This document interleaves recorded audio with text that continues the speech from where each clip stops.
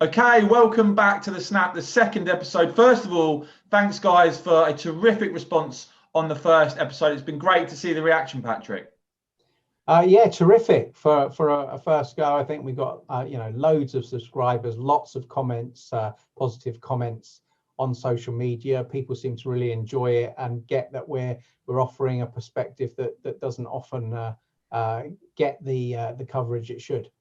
Absolutely. Now, the first thing I want to talk about today, and by the way, guys, before I do get going, make sure you hit subscribe and the bell so you don't miss the next episode. That's really important. I want to talk first of all about this forecast that went pretty much unreported, Patrick, apart from the Telegraph, is this IMF growth forecast. Now, we heard the Project Fear doommongers and all the rest of it.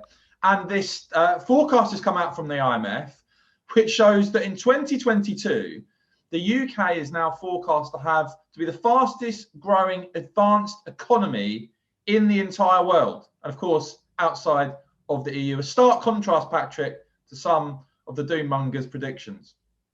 Yeah, absolutely. This will be a dagger to the heart of the anti-Brexiteers who are desperate to show some kind of significant economic penalty for us leaving the European Union. And most forecasts say that's just not going to happen. And this one in particular, both this year and next year, forecasting British economy growing over 5%. Eclipsing Germany easily, eclipsing the euro area average, eclipsing next year France quite significantly. So we're going to be roaring ahead, and part of that obviously is due to us getting vaccination done first, and then hopefully coming out of lockdown in a more meaningful way and reaping the benefits from that. But it's something that's going to go into next year too. So whatever teething problems the Brexit trade deal may be having, and in some parts of the United Kingdom, clearly that's a worry, not big enough to affect our overall economic performance in a negative way. So I'd say that's the final hope of the anti-Brexiteers, kicked away from under them. But the thing that gets me fired up about these sort of stories, Patrick, is you can bet your bottom dollar that had that forecast came out and the UK was the bottom in terms of growth for advanced economies, it would be all over the BBC. It would be sort of put forward as a result of Brexit, and it just really annoys me. And again, that's why I like doing these sorts of shows, is because we can highlight this stuff. But it really annoys me how when positive stories, positive information comes out, it simply at times just gets ignored. Yeah, I think that's absolutely right across the broadcast media, the mainstream broadcast channels, not just the BBC. Can you imagine Channel 4 News, ITV News, Sky News? If it's shown that the UK was going to be lagging the euro area and leading EU economies for the next 2 years, they'd have built it up into a massive crisis. And yet, as you say, hardly a mention that we're predicted to be one of the fastest growing economies, and in 2022, as you say, the fastest growing developed economies. And the growth figures that the IMF is putting forward there of over 5% for each of this year and next, aggregating that up over 2 years, that's over 200 billion pounds worth of growth to the British economy. And the government, the public sector revenue should get a fair old chunk of that. So we can actually start making a bit of a dent in the deficit and beginning to restore our public finances, hopefully without too much in the way of either cuts to services or additional tax rises. Yeah, just finally to give people the figures there for the 2022 growth forecast, it's UK 5.1%, Canada 4.7%, Euro area 3.8%, and America 3.5%. Let us know in the comments if you have seen those facts and statistics put about anywhere. I doubt it. Now, Patrick, I know you picked up on some comments been made by Gavin Williamson, the Education Secretary. Yeah, so Gavin Williamson, I think quite understandably, quite rightly, whatever you think of him, has put out a message to schools, going back, that they need to concentrate on the basics of good order and discipline in the classroom. Kids have been off school for a long time, not used to sort of sitting in groups. Maybe there'll be attention-seeking behaviour. He's particularly said that control needs to be given on use of and access to mobile phones, all seems very sensible to me. But then you've got the sort of posh left have jumped on that, with commentators saying things like they want children to go to school not to learn good order and discipline, but to learn how to think. And I dug into one particular commentator, who I won't glorify by naming, who said that, and it turned out that he himself had been to public school. Right now, you and I went to comprehensives, and we know, I think, that if good order and discipline isn't there in the classroom, those who want to learn are held back. And it's that which actually gives people who go to private selective schools the biggest advantage.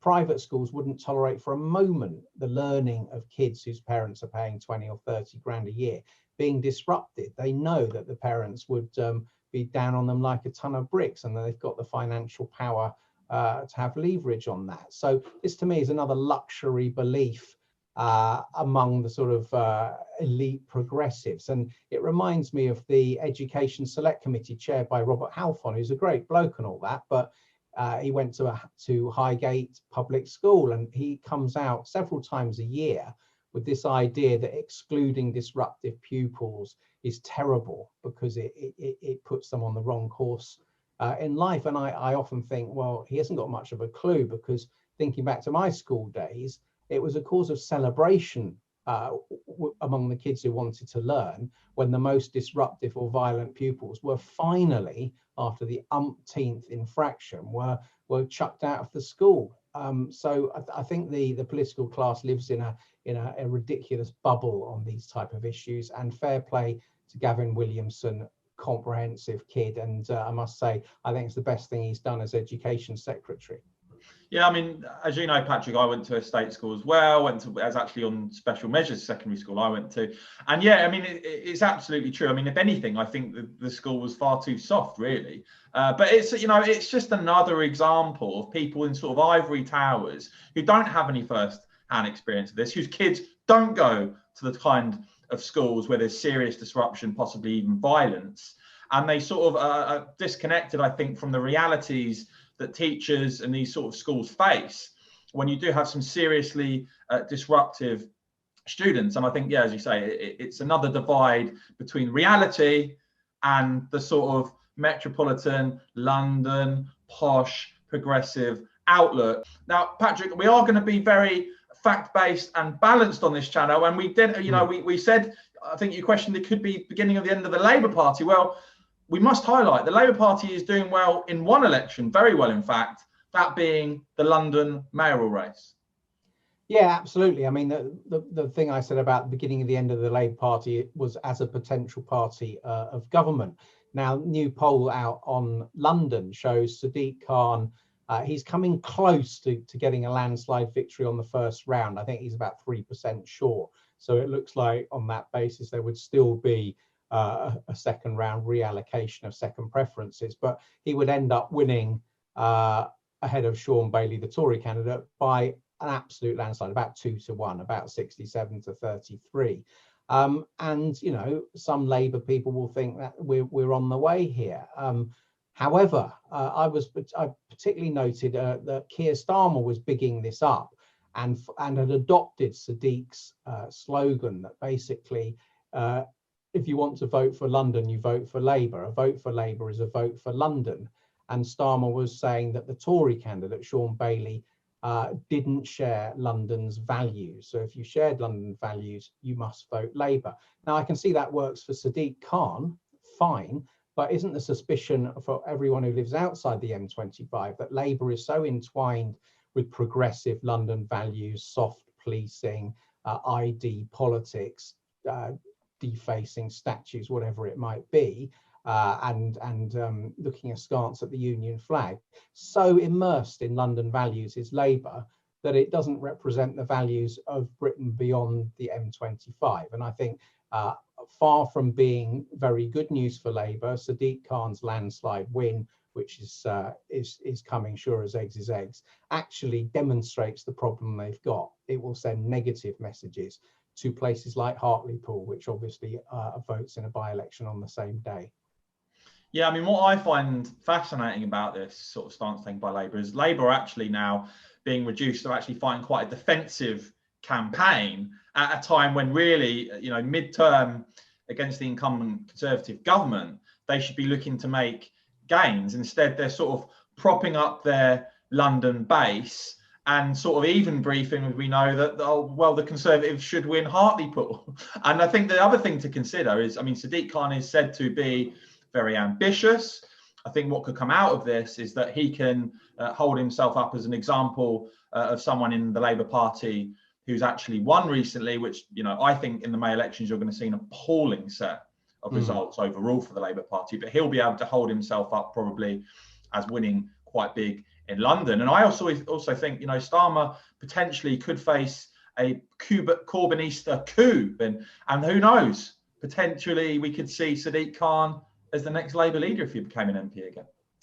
Well, he would need to find a way back to the Commons. Andy Burnham up in Greater Manchester would probably join him in a foot race to get back to the Commons first. You've obviously got Dan Jarvis, who's a bit more blue collar appeal, who would be South Yorkshire mayor, but has kept on his House of Commons seat, ex army officer there. But yeah, I agree with you. I think it looks very likely to me the Conservatives will increase their majority for the West Midlands Metro Mayor and the Tees Valley mayoralty as well, which is obviously on the door of Hartlepool too. So I think what we're going to see, the risk for Labour is it becomes so identified with metropolitan London values in the course of this landslide for Sadiq Khan, that even in its victory there, it will lose more and more ground out in provincial England and beyond.